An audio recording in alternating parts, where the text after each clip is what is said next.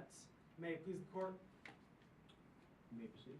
Your Honor, opposing counsel, members of the jury.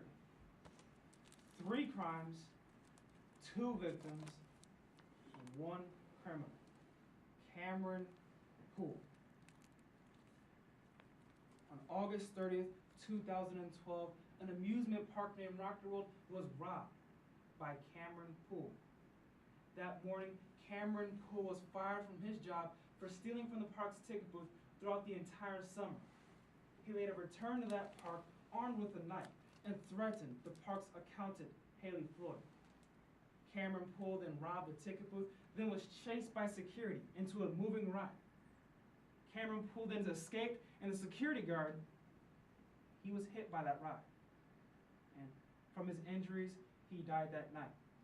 But it's important to understand that that security guard, named Winston Thomas, he died from the pursuit of Cameron Poole.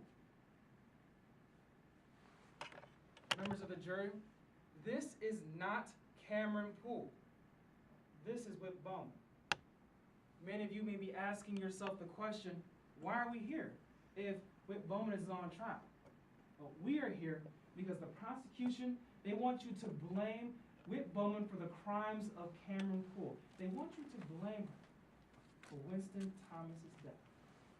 But as you hear the facts in today's trial, it will be made clear that it's about 3 crimes: theft by deception, robbery in the first degree, and murder. It's about 2 victims, Haley Floyd, the park's accountant, and Winston Thomas, the security guard, Malpass. It's about 1 criminal, Cameron Poole. Those 3 charges, let me explain what those mean.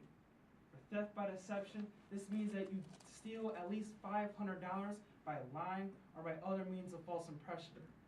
For robbery in the first degree, it means while holding a deadly weapon, you use force against another to steal or to attempt to steal.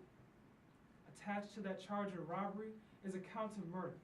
In the state of Midlands, if during the course of a robbery you cause the death of another person, well, not only are you responsible for the robbery, but for the murder as well.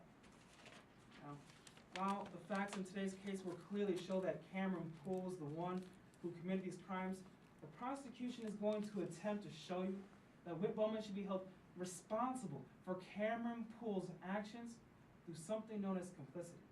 Now, complicity means that you intentionally aid another person in committing a crime, but pay attention to the word intentional, because that's what Ms. McMullen and her co-counsel, that's what they have to prove to you today.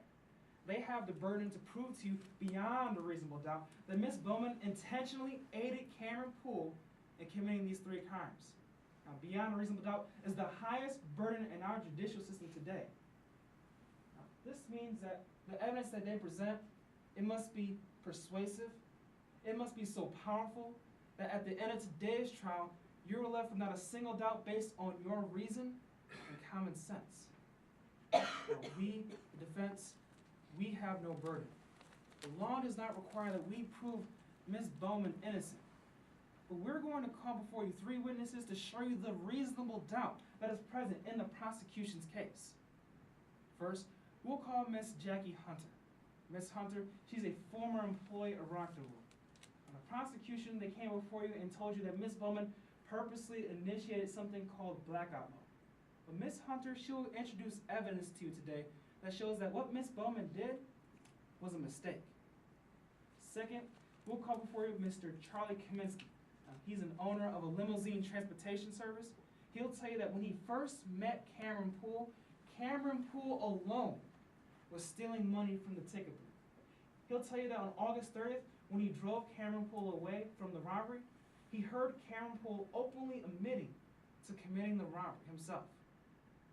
Lastly, we'll call before you Mr. Beckett Conroy.